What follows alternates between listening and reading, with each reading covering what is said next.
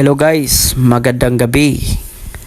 Ang unit natin ngayon ay generator.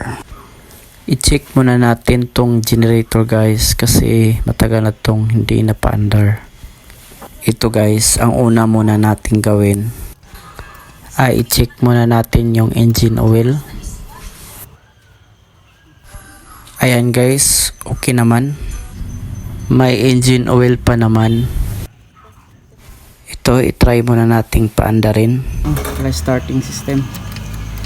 So, ayan guys, ayaw mag-start. Ayan po, parang may kumakatok lang sa ilalim.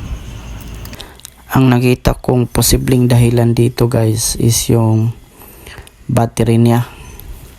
Kasi umaandar naman to dati. Hindi lang daw ito nagamit ng mga 2 buwan.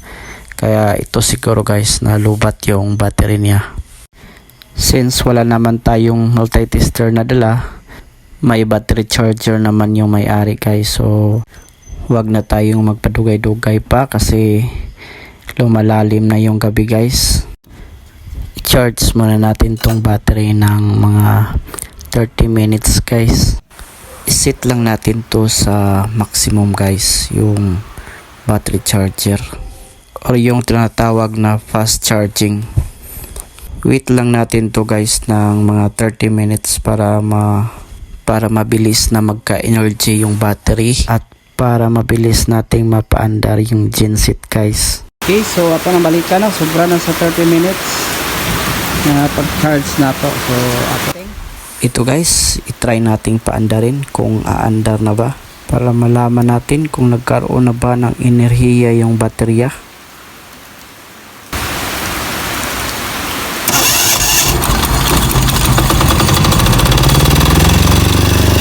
Ayan guys, goods na, umandar na. Ang problema guys, nalobat lang talaga yung baterya. Normal lang talaga guys na natutulog yung baterya. Lalo na hindi natin nagagamit yung unit. Para lang din tong sasakyan guys na kung matagal nating hindi nagagamit, nawawalan din ng malay yung baterya guys. Kaya mas mabuting paandarin natin kahit 2 or 3 beses sa isang linggo. Ayan guys, tapos na natin napaandar. Yun lang po guys, maraming salamat. Amping tangtanan.